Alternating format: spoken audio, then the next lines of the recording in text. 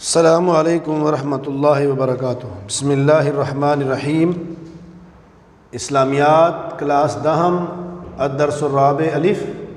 سورۃ الاحزاب آیت 1 تا 8۔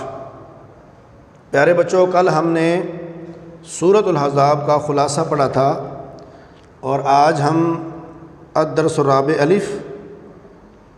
اس کے سب سے پہلے الفاظ معنی پڑھتے ہیں۔ الفاظ معنی جیسے کہ آپ دیکھ رہے ہیں وائٹ بورڈ پر لکھے ہوئے ہیں، آپ میرے ساتھ رہیے گا۔ اتقی ڈرو، واتبع پیروی کرو، یوحی وحی کی جاتی ہے، قلبین دو دل، جوفہ اس کے سینے، تظاہرون تم ماں کہہ بیٹھتے ہو، ادعوہم تم بلاؤ ان کو، اقسط زیادہ درست، تعمدت ارادے سے کریں، اولا زیادہ حقدار، واولو الارحام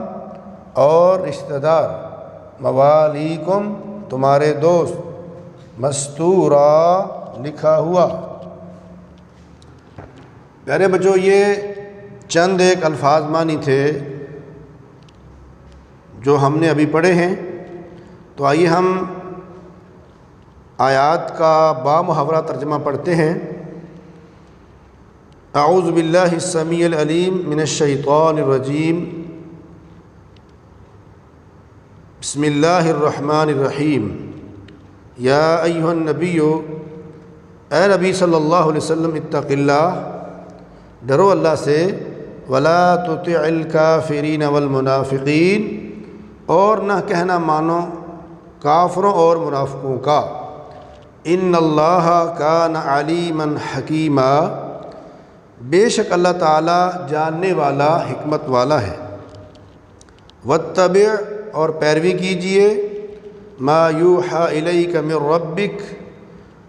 جو وحی کی جاتی ہے تمہاری طرف تمہارے رب کی طرف سے، ان اللہ کان بما تعملون خبیرا بے شک اللہ تعالیٰ ہے جو تم عمل کرتے ہو باخبر، وتوکل علی اللہ اور بھروسہ کیجیے اللہ پر، وکفیٰ باللہ وکیلا اور کافی ہے اللہ کارساز، ما جعل اللہ لرجل من قلبین نہیں بنایا اللہ تعالیٰ نے کسی آدمی کے لیے دو دل، فی جوفہ اس کے سینے میں، وما جعل ازواجکم اور نہیں بنایا تمہاری بیویوں کو، اللاتی وہ جن کو، تظاہرون تم ماں کہہ بیٹھتے ہو، منہن ان میں سے، امہاتکم تمہاری مائیں، وما جعل ادعیاءکم ابناءکم اور نہیں بنایا تمہارے لے پالکوں کو، یعنی منہ بولے بیٹوں کو، ابناءکم تمہارے حقیقی بیٹے، ذالکم قولکم بافواہکم یہ تمہاری منہ کی باتیں ہیں، واللہ یقول الحق اور اللہ تعالیٰ سچ فرماتا ہے، وہو یہدی السبیل اور وہی ہدایت دیتا ہے سیدھے راستے کی طرف، ادعوہم لآبائہم بلاؤ ان کو، یعنی منہ بولے بیٹوں کو ان کے باپوں کے نام کے ساتھ، وہ اقسط عند اللہ وہ زیادہ درست ہے اللہ تعالیٰ کے ہاں، فإن لم تعلموا آباءہم بس اگر تم نہ جانو ان کے باپوں کو، یعنی اگر ان کے باپوں کا علم نہیں ہے، ان کے باپوں کے نام کا علم نہیں ہے، فإخوانکم فی الدین تو وہ تمہارے دینی بھائی ہیں، وموالیکم اور تمہارے دوست ہیں، ولیس علیکم جناح اور نہیں ہے کوئی گناہ تم پر، فیما اخطأتم بہ اس چیز میں جو تم نے غلطی سے کی ہے، ولیکن ما تعمدت قلوبکم لیکن جو ارادے سے کریں دل تمہارے، وکان اللہ غفورا الرحیما اور اللہ تعالیٰ بخشنے والے مہربان ہیں۔ النبی اولا بالمؤمنین نبی صلی اللہ علیہ وسلم زیادہ حقدار ہیں مومنوں پر، من انفسہم ان کی جانوں سے، وازواجہ امہاتہم اور اس کی بیویاں، یعنی نبی صلی اللہ علیہ وسلم کی بیویاں ان کی مائیں ہیں، یعنی مومنوں کی مائیں ہیں، واولو الارحام اور رشتہ دار، بعضهم اولا ببعض فی کتاب اللہ، زیادہ حقدار ہیں بعض کے بعض سے اللہ کی کتاب میں، من المؤمنین والمہاجرین، ایمان والے مہاجروں میں سے، الا ان تفعلوا الی اولیائکم معروفا، مگر کہ تم کرو اپنے دوستوں کے ساتھ احسان، کان ذلک فی الکتاب مستورا، اور یہ بات، یہ حکم اللہ کے قرآن میں لکھا ہوا ہے۔ وَإِذْ أَخَذْنَا مِنَ النَّبِيِّينَ مِيثَاقَهُمْ، اور جب ہم نے نبیوں سے ان کا عہد لیا، اور تم سے، وَمِن نُوحٍ وَإِبْرَاهِيمَ وَمُوسَى وَعِيسَى ابْنِ مَرْيَمَ، اور نوح علیہ السلام سے، اور ابراہیم علیہ السلام سے، اور موسیٰ اور عیسیٰ علیہ السلام سے، وَأَخَذْنَا مِنْهُمْ مِيثَاقًا غَلِيظًا، اور ہم نے ان سے پکا عہد لیا، لِيَسْأَلَ الصَّادِقِينَ عَنْ صِدْقِهِمْ، تاکہ وہ سوال کرے سچوں سے ان کی سچائی کے بارے میں، وَأَعَدَّ لِلْكَافِرِينَ عَذَابًا أَلِيمًا، اور تیار کیا ہے اللہ نے کافروں کے لیے دردناک عذاب۔ پیارے بچوں، یہ تھا آج کے سبق کا بامحاورہ ترجمہ۔ تو آئیے ہم دیکھتے ہیں کہ ان آیات میں اللہ تبارک و تعالیٰ نے پیارے نبی صلی اللہ علیہ وسلم کو کیا ہدایات دی ہیں، اور آگے زہار کا مسئلہ بیان کیا ہے، آگے منہ بولے بیٹوں کا مسئلہ بیان کیا ہے، اور آگے اللہ تعالیٰ نے وراثت کا مسئلہ بیان کیا ہے، اور آخر میں اللہ تعالیٰ نے نبیوں کے ساتھ جو وعدہ کیا ہے اس کا ذکر اللہ تعالیٰ نے کیا ہے۔ نبی علیہ السلام سے اللہ نے فرمایا اتق اللہ، آپ اللہ سے ڈریں اور کافروں اور منافقوں کی بات نہ ماریں، ان کے کہنے پر کان نہ دھریں، اور جو آپ کی طرف وحی کی جاتی ہے آپ کی رب کی طرف سے، آپ اس کی پیروی کریں، اور اللہ پر بھروسہ رکھیں، اور اللہ کافی ہے کارساز۔ اور آگے اللہ تعالیٰ نے ایک مسئلے کی وضاحت کی ہے کہ دور جاہلیت میں لوگ اپنی بیوی کو ماں کہہ بیٹھتے تھے۔ فرمایا کہ اللہ تعالیٰ نے جس طرح کسی انسان کے سینے میں دو دل نہیں بنائے،